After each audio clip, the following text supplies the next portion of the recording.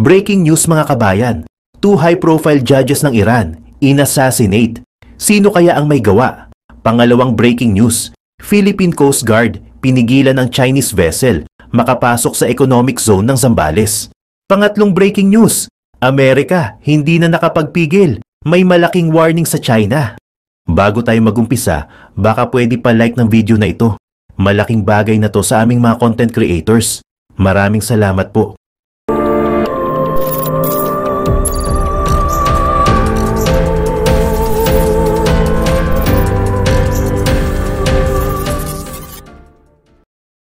Dalawang veteranong Iranian Supreme Court judges na kilala sa paghawak ng mga high-profile cases ang binaril ng isang assailant sa Tehran at kalaunan ay tinapos din nito ang kanyang sariling buhay. Ayon sa media office ng judiciary, ang attacker umano ay may malinis na record at walang pending legal cases. Ang mga detalye tungkol sa insidente ay nananatiling hindi malinaw, ngunit sinabi ng Iranian judiciary na pinatay ng salarin ang dalawang senior judges sa pamamagitan ng isang planned assassination sa loob ng korte at ito ay nagtangkang tumakas bago niya kitilin ang kanyang sariling buhay. Ayon sa judiciary spokesperson na si Asghar Jahangir, isang guwardya ang nasugatan sa nasabing pag-atake. Si Judge Muhammad Moghise at Judge Ali Racini ay mga veteranong mahistrado na sa loob ng ilang dekada ay namuno ang mga ito sa mga korte na kinasasangkutan sa paglilitis sa mga protesters, artists at mga activists. Si Moghise ay pinarusahan ng Estados Unidos noong 2019 para sa pangangasiwa sa hindi mabilang na unfair trials, kung saan ang mga charges ay hindi napatunayan at ang ebidensya ay binaliwala. Siya rin ay pinarusahan ng European Union ng 8 taon. Sa isa pang kaso noong 2019, sinentensyahan niya ang kilalang Iranian human rights lawyer at tagapagtanggol ng karapatan ng kababaihan na si Nasrin Sotoudeh ng 33 taon sa bilangguan at 148 lashes ayon sa Amnesty International. Ayon sa Fars News Agency ng Iran, noong 1999, nakaligtas si Racini sa isang tangkang pagpatay matapos lagyan ng bomba ang kanyang sasakyan. Kasama ang dating Pangulo na si Ebrahim Raisi, inakusahan siya bilang isa sa mga hukom na sangkot sa Death Commission o isang kilalang committee na namamahala sa prosecution at execution sa libu-libong political prisoners noong 1988.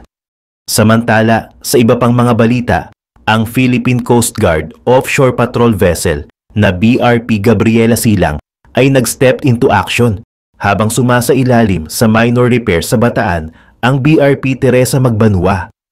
Kinumpronta ng PCG vessel ang China Coast Guard vessel na 5901 na kilala din sa tawag na The Monster, habang illegal itong nananatili sa loob ng exclusive economic zone ng Pilipinas sa baybayin ng Zambales.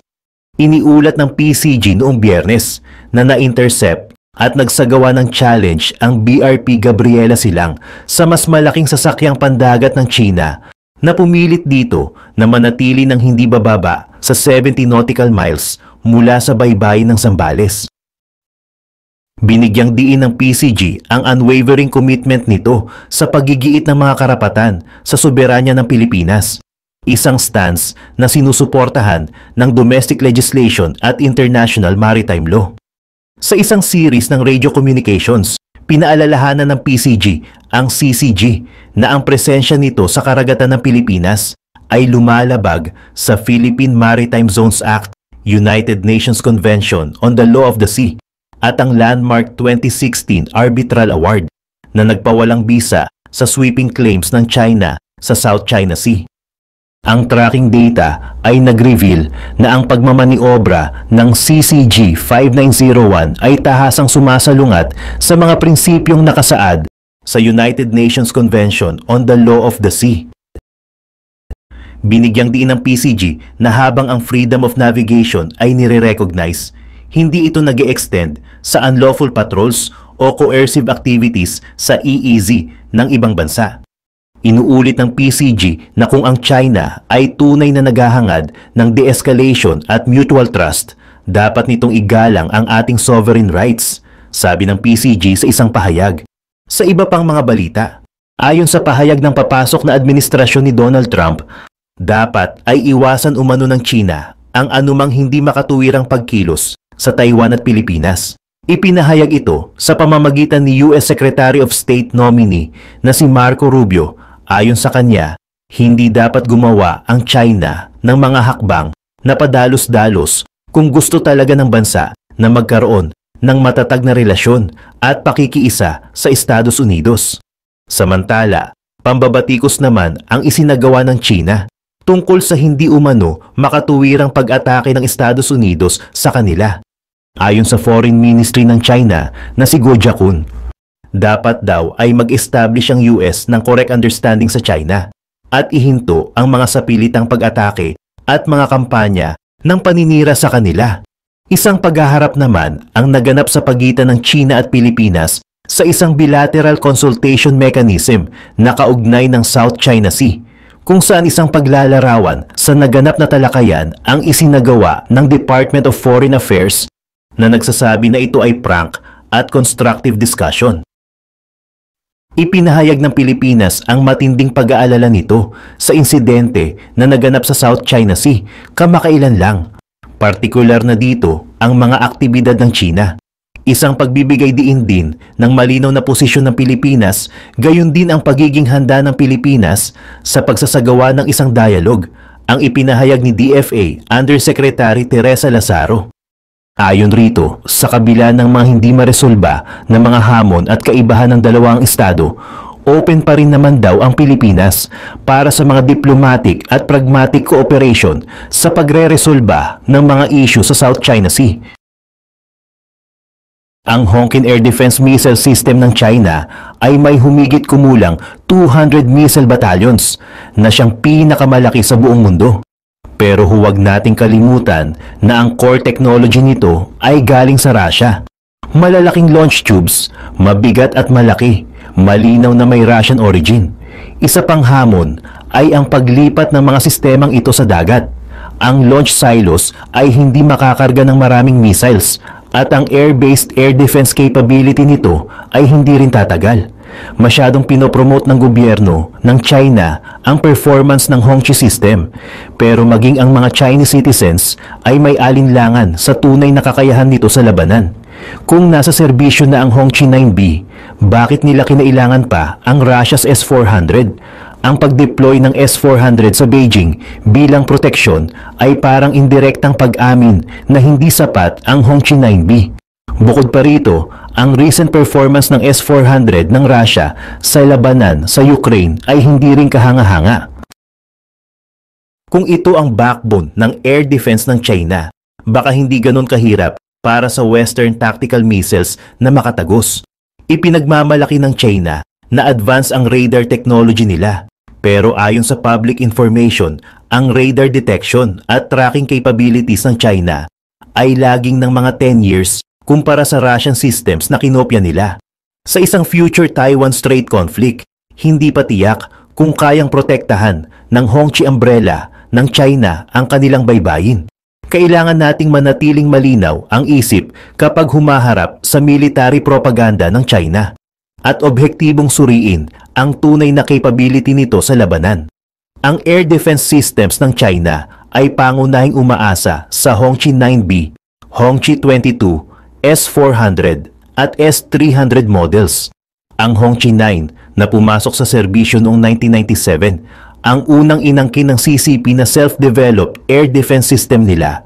Pero ang interception performance nito ay hindi pumasa sa mga inaasahan, lalo na kung ikukumpara sa S-300 PMU-2 na basihan nito. Hindi kontento ang military ng China, lalo na sa missile defense capabilities nito. Ang range ng Hongqi 9 ay nasa 7 hanggang 25 kilometers lang na may maximum altitude na 15,000 meters. Ang ganitong mababang interception altitude ay nangangailangan ng mataas na precision, pero hirap matugunan ng Hongqi 9 ang standard na yon, kaya hindi ito angkop para sa terminal missile defense. Dahil dito, limitado ang deployment numbers nito, kaya napilitan ang China na pabilisin ang development at improvement ng mga susunod na models. Ang Hongqi 9B na pumasok sa serbisyo noong 2017 ay nagkaroon ng mga breakthroughs sa materials at technology gamit ang advanced materials at solid fuel technology mula sa submarine-launched missiles. Tumaas ang maximum range nito sa higit 260 kilometers at bumaba ang minimum interception altitude sa 15 meters na mas malapit ang performance sa S-400. Inaangkin na mayroon itong ballistic missile interception capabilities at kasalukuyang pinagmoderno sa series. Gayunpaman, mahina ang performance nito sa pag-intercept ng low-flying subsonic missiles, lalo na kapag hindi ideal ang interception angle, kaya halos nasasayang lang ang ammunition. Bukod pa rito, napakamahal ng Hongqi 9B. Gumagamit ito ng advanced technologies tulad ng active phase array radar, composite missile bodies, space-grade solid propellants, at active radar seekers na lahat ay nagpapataas ng presyo. Dahil dito, ang unit price ng isang Hongqi 9B missile ay mas mataas pa kaysa sa 4, 8, and 6E3 missile ng S-400. Ang pagpapakilala ng bagong production processes ay lalong nagpahirap na matugunan ang demand ng military. Para makahanap ng balanse sa pagitan ng performance at cost, nagpakilala ang China ng downgraded version ng Hongqi 9B na tinatawag na Hongqi 22. Ang cost ng Hongqi 22 ay 1/3 lang ng Hongqi 9B. Ang radar system nito ay downgraded mula sa active phased array ng Hongqi 9B patungo sa H200 passive phased array at gumagamit ito ng guidance system na katulad ng Patriot Cheetah's Command at semi-active radar hybrid guidance. Dahil dito, ang Hongqi 22 ay pang-aircraft interception lang at hindi kaya ang missiles. Plano ng China na palitan ang mga lumang S-300 at Hongqi 2 systems nila ng Hongqi 22 sa malaking bilang pagkatapos ng 6 na taon ng produksyon. Marami ng units ang na-deploy na siyang bagong mainstay ng regional air defense. Kasalukuyan, ang China ay may humigit kumulang 30 S-300 at S-400 air defense missile battalions na pangunahing nakadeploy sa paligid ng Beijing, Taiwan Strait at mga key areas sa northeast at northwest. Ang mga advanced Russian-made air defense systems na ito ay pangunahing ginagamit para protektahan ang capital at iba pang strategic locations. Ngunit tandaan, ang S-300 ay isang strategic weapon na bagamat maraming S-400 missiles ang concentrated sa Beijing, maaaring mahirap para sa kanila na epektibong tumugon sa mga banta mula sa Bohai Bay Area. Bukod pa rito, bilang imported equipment, hindi pa tiyak ang tunay na performance ng S-400 sa labanan at ang compatibility nito sa mga domestically made systems. Sa domestic air defense, ang China ay may halos 200 air defense battalions na may mid-range missiles tulad ng Hongqi 9B at Hongqi 22. May mga mas lumang models tulad ng Hongqi 2 at Hongqi 12 na nasa serbisyo pa rin. Ang Hongqi 9B ay na-deploy malapit sa mga key military at civilian facilities tulad ng Three Gorges Dam at sa mga strategic regions tulad ng Southwest at Northwest. Halimbawa, makikita mo ang Hongqi 9B sa Houghton Airport na 160 kilometers mula sa Kashmir at sa Yongxing Island sa Paracel Islands. Gayunpaman, mukhang may gap sa pagitan ng kasalukuyang air defense deployment strategy ng China at ng actual combat needs. Maraming elite air defense units ang nakastation sa inland na iniiwan ang southeastern coastal areas na nasa frontline ng operations na medyo under-defended. Kung sakaling bumagsak ang coastal areas at beachheads, maaaring mahirapan ang inland forces na ipagpatuloy ang laban. Sa mga nakaraang talakayan, inaral natin ang deployment at operational philosophy sa likod ng air defense systems ng China. Pero ang teorya ay nananatiling teorya lang. Ang tunay na pagsubok ay nasa actual combat. Sa kasamaang palad, ang bagong henerasyon ng air defense weapons ng China ay hindi pa nasusubukan sa malakihang digmaan. Kaya insights lang ang makukuha natin sa mga war games. Kamakailan, isang war game ang nagbigay ng ilang mahalagang insights. Sa simulation na ito, hinarap ng Chinese military ang full-scale attack mula sa hypothetical enemy na kilala bilang Blue Alliance. Ipinakita sa resulta na ang mga barko ng China ay subjected sa high-density missile attacks at matinding electronic interference. Bawat barko ay inatake ng average na 11 missiles at 3 torpedoes habang humaharap sa electronic jamming na 30 beses na mas malakas kaysa sa radar signal ng barko. Sa ganitong saturation attack, ang detection capability ng air defense radars ng China ay bumaba ng 60% at ang hit rate ng air defense missiles ay bumaba sa ilalim ng 50%. Nandito rin sa simulation ang isang senaryo kung saan ang US B-1B bombers ay nag-launch ng AGM-158C long-range anti-ship missiles mula sa labas ng second island chain. Pinahaba nito ang attack distance na lalo pang nagpahirap para sa Chinese ships na ipagtanggol ang sarili. Siyempre, ang mga war games ay simulations lang at ang battlefield settings at parameters ay maaaring hindi ganap na sumasalamin sa realidad. Pero ipinapakita ng mga resulta na maaaring may ilang kahinaan ang air defense systems ng China kapag humarap sa high-intensity missile saturation attacks at electronic jamming. Lalo na kapag humarap sa technologically advanced opponents tulad ng US military, maaaring mahirapan ang air defense systems ng China na makamit ang full multi-layered defense coverage. Sa mga nakaraang taon, nagpakilala ang China ng Hongqi-16 Air Defense Missile System upang punan ang range gap sa pagitan ng long-range Hongqi-9 at short-range Hongqi-7 at 10 missiles. Ang design ng Hongqi-16 ay heavily borrowed mula sa Russian Sun-7 Naval Air Defense System na naka-equip sa Sukhoi-class destroyers. Una nang binuo ng China ang sea-based version ng Hongqi-16 na tinatawag na High Hongqi-16 at pagkatapos ay naglunsad ng land-based version ng system. Sa mga huling yugto ng development para sa High Hongqi-16, nagkaroon ng ilang design adjustments. Pinalitan ang single-arm launcher ng Sun-7 ng mas advanced na vertical launch system. Bagamat ang missile body ay kahawig ng Sun-7, ang role nito ay mas malapit sa USS Evolved Sea Sparrow Missile, ESSM.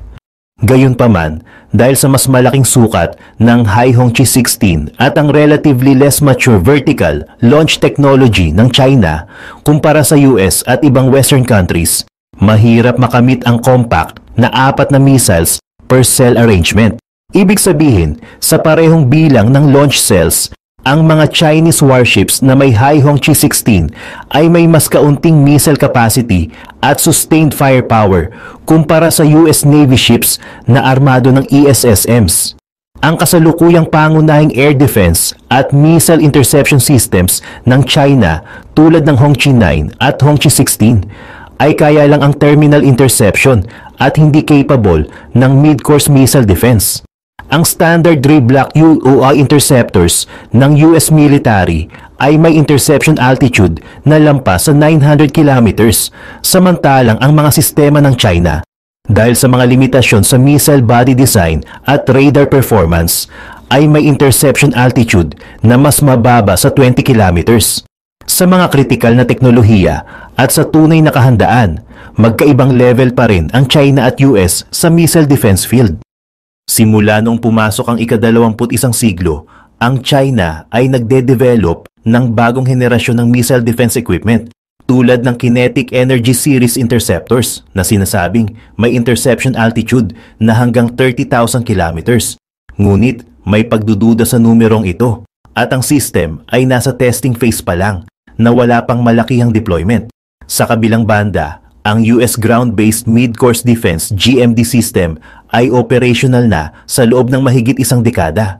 Bukod pa rito, ang experimental missile interceptors ng China ay kasalukuyang masyadong malalaki para sa uri ng mobile sea-based deployment na kaya ng US Standard 3 interceptors na maaaring maglagay sa missile defense efforts ng China sa disadvantage sa mga future engagements sa Western Pacific.